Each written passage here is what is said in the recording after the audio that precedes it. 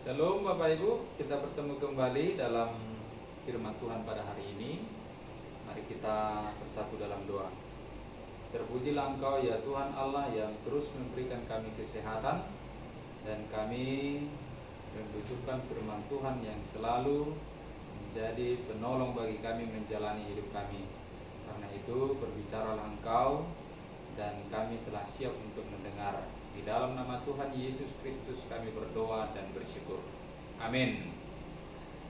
Bapak Ibu dan Saudara, firman Tuhan bagi kita hari ini dari Lukas pasal 16 ayat 1 sampai ayat yang ke-9. Lukas pasal 16 ayat 1 sampai 9, beginilah firman Tuhan. Dan Yesus berkata kepada murid-muridnya, ada seorang kaya yang mempunyai seorang bendahara. Kepadanya disampaikan tuduhan bahwa bendahara itu telah menghamburkan miliknya. Lalu ia memanggil bendahara itu dan berkata kepadanya, apakah yang kudengar tentang engkau? Berilah pertanggungjawaban atas urusanmu, sebab engkau tidak boleh lagi bekerja sebagai bendahara. Kata bendahara itu di dalam hatinya, apakah yang harus aku perbuat? Tuanku memecat aku dari jabatanku sebagai bendahara. Mencangkul aku tidak dapat, mengemis aku malu. Aku tahu apa yang akan aku perbuat, supaya apabila aku dipecat dari jabatanku sebagai bendahara, ada orang yang akan menampung aku di dalam rumah mereka. Lalu ia memanggil seorang demi seorang yang berhutang kepada tuannya. Katanya kepada yang pertama, berapakah hutangmu kepada tuanku? Jawab orang itu, 100 tempayan minyak. Lalu katanya kepada orang itu, inilah surat hutangmu, duduklah dan buat surat hutang lain sekarang juga, 50 tempayan. Kemudian ia berkata kepada yang kedua, dan berapakah hutangmu? Jawab orang itu, 100 pikul gandum. Katanya kepada orang itu, inilah surat hutangmu, buatlah surat hutang lain 80 pikul. Lalu tuan itu memuji bendahara yang tidak jujur itu, karena ia telah bertindak dengan cerdik. Sebab anak-anak dunia ini lebih cerdik terhadap sesamanya daripada anak-anak terang. Dan aku berkata kepadamu, ikatlah persahabatan dengan mempergunakan mamon yang tidak jujur, supaya jika mamon itu tidak dapat menolong lagi, kamu diterima di dalam kemah abadi. Bapak, Ibu, dan Saudara mungkin pernah mendengar istilah sadar kamera. Sadar kamera itu kira-kira kepekaan seseorang, ya, kesadaran seorang terhadap sebuah kamera yang sedang meliput atau hendak merekam dirinya. Nah, jadi karena sadar kamera ini, orang yang sadar kamera itu biasanya dia akan bereaksi, ya, dia akan bereaksi untuk mungkin memperbaiki bajunya, pakaiannya, memperbaiki duduknya, memperbaiki rambutnya, atau mungkin akan berpose bergaya. Kenapa? Karena dia tidak mau nanti hasil itu jelek begitu. Dia ingin nanti hasil yang akan keluar setelah foto atau video yang muncul nanti adalah foto yang terbaik, yang menarik dan keren. Nah, Bapak Ibu, Yesus menyampaikan suatu perumpamaan tentang orang kaya, seorang kaya yang mempercayakan hartanya kepada seorang bendahara. Seorang bendahara di sini lebih tepat misalnya disebut penata usaha atau seperti seorang manajer, dalam arti kepercayaan, ya, sebuah kepercayaan kepada orang yang menangani. Nah, jadi si penata usaha ini Bapak Ibu, dia salah urus, ya. Dia salah urus dan dia memboroskan harta si orang kaya tersebut. Dan singkat cerita, si orang kaya pun memanggil, meminta pertanggungjawaban dan segera akan memecat dia. Nah, si penata usaha ini ya, atau si bendahara ini, dia sadar betul dia akan situasinya sekarang dan nanti. Nah, jadi ini yang penting perlu kita garis bawahi.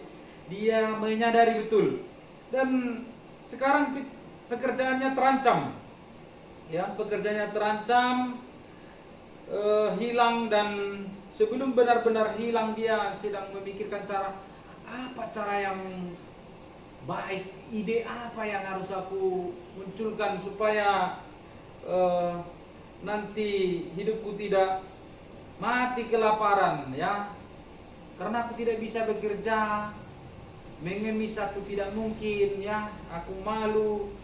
Lalu ada ide cemerlang. Oke, oh begini, aku akan memanggil orang-orang yang berutang kepada Tuhan dan mengubah surat-surat utang-utang mereka. Dan itu dilaksanakan, Bapak Ibu, sehingga dia memanggil orang-orang yang berutang kepada tuannya dan bertanya, berapa utangmu? Katanya, 100 tempayan minyak. Oke, ini suratnya. Buat surat yang lain, ganti, bikin jadi 50. Dan kepada yang lain juga dia katakan berapa? Dia katakan 100 pikul gandum. Oke, ganti, buat menjadi 80. Trik ini, Bapak Ibu dan Saudara, adalah trik yang sangat jitu, ya. Karena trik ini akan membuat simpati orang-orang yang berutang kepada Tuhan itu, tapi simpatinya kepada orang atau si bendahara itu yang sudah berbaik hati begitu. Dan mungkin bukan hanya 2 contoh, ini kan contoh kecil atau contoh hanya 2 contoh dari mungkin berbagai-bagai kemungkinan contoh yang lain. Nah, jadi Bapak Ibu, trik yang dibuat oleh si bendahara ini adalah trik yang bisa dikatakan manjur, karena itu akan membentuk sebuah hubungan atau relasi yang baru, ya. Akan ada pertemanan yang baru, akan ada kedekatan yang baru. Dan lebih tepatnya itu adalah sebuah persekongkolan, ya, persekongkolan antara satu sama yang lain. Nah, jadi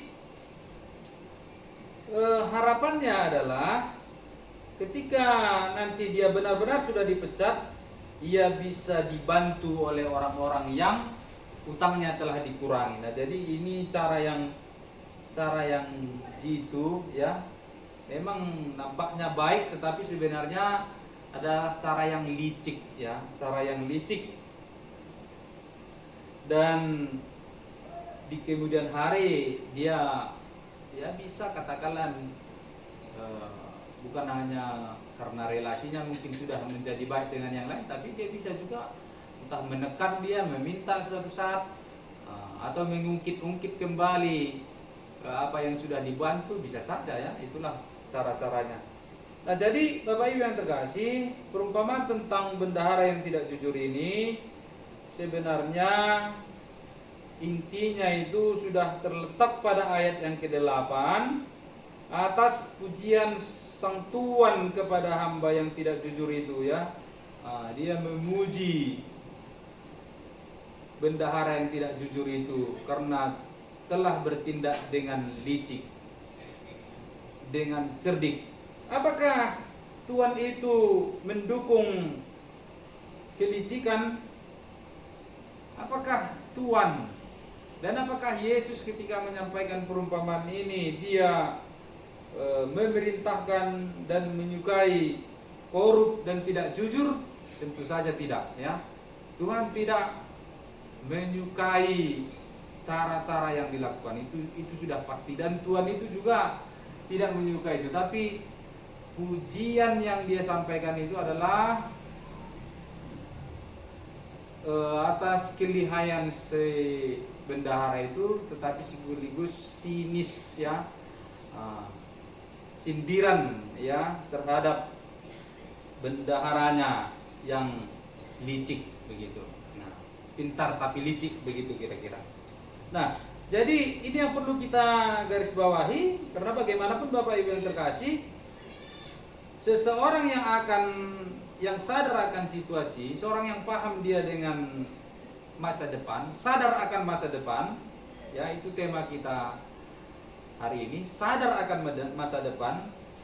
Ketika seseorang sadar akan masa depannya dan dia mempersiapkan diri, itulah yang dipuji dan itulah yang baik dalam hal ini. Ketika kita menyadari ada ancaman-ancaman di depan yang akan datang bagi kita, ya. Ketika kita sadar dan kita berupaya untuk mengatasinya, itu adalah cara-cara yang arif, ya. Itulah. Tapi harus sebaiknya itu dengan cara yang positif. Nah, jadi perumpamaan ini Bapak Ibu mengajarkan kita untuk peka terhadap dosa-dosa dan segera bertobat. Ketika kita menyadari bahwa ancaman di depan itu datang, ya, sedang menanti, dan kita perlu memperbaiki diri. Sebenarnya itu garis besarnya, ya. Jadi Yesus tidak pernah memuji seseorang yang boros. Yesus tidak pernah memuji seseorang yang tidak bertanggung jawab, licik dan buruk, tidak, ya. Yesus memuji orang-orang yang sadar akan situasi, sadar akan masa depan, dan segera memperbaiki diri. Ya, kita melihat teks-teks ini masih berkaitan-kaitan dengan misalnya perumpamaan tentang domba yang hilang, anak yang hilang, dirham yang hilang. Jadi pertobatan itu masih ditekankan di sini karena seseorang yang menyadari, ya, ancaman di depan, bahaya di depan, hukuman di depan, dan memperbaiki diri, itulah yang dikehendaki oleh Tuhan. Nah, jadi dengan cara yang positif kita perbaiki diri, ya. Cerdik dengan cara positif, bukan seperti cerdik si bendahara, ya, tidak. Nah, ayat yang ke-9 itu adalah salah satu langkah praktis yang diajarkan oleh Yesus supaya orang-orang, ya, yang mau bertobat itu memakai harta kekayaan mamon untuk mengikat persaudaraan, ya, tapi bukan dengan cara yang licik seperti seorang bendahara itu, enggak, ya. Nah, jadi dia memang mengikat persaudaraan dengan orang-orang yang berutang, tapi caranya licik, ya. Nah, jadi Yesus meminta kita mempergunakan harta, mempergunakan kekayaan, mempergunakan mamon untuk mengikat persaudaraan dalam arti bersedekah, ya, supaya ketika kelak kalaupun kita kehabisan harta, kehabisan mamon, ada Bapa yang melihat perbuatan kita. Dan Dia dengan perbuatan baik kita, bahkan ketika kita sudah kehabisan harta itu nanti, bahkan kehabisan waktu di dunia ini, Bapa yang di surga sudah melihat, ya, perbuatan-perbuatan itu, dan dengan kasih karunia Dia memberikan kemah abadi, ya, dengan kasih karunia Dia memberikan kemah abadi untuk orang-orang yang bertobat, ya, dan menyadari akan masa depannya. Nah, jadi Bapak Ibu yang terkasih, dari sini kita mau simpulkan bahwa harta kekayaan itu sebaik-baiknya dipakai untuk hal-hal positif, ya. Tentu saja kita kelola itu untuk keluarga kita masing-masing, tetapi juga kita perlu untuk memberikan sedekah kepada orang-orang yang ada di sekitar kita. Semua ini akan berakhir, semua ini akan berlalu Bapak Ibu yang terkasih.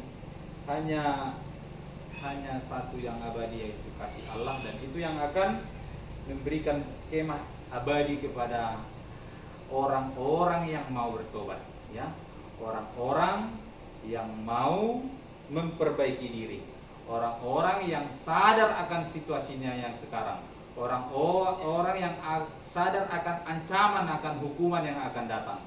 Ya, bukan kepada orang-orang yang acuh, orang-orang yang bebal, orang-orang yang lalai.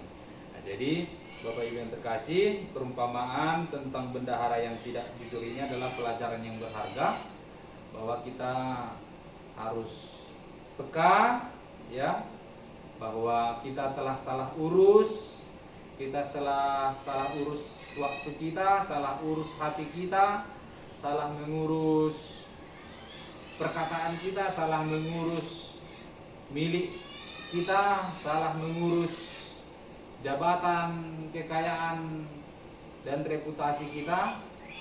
Tetapi sekalipun ada salah urus yang kita lakukan, Bapak Ibu, kalau kita sadar akan semuanya itu dan berubah, tentu saja itulah yang dikehendaki oleh Tuhan dengan pertobatan-pertobatan yang kita lakukan.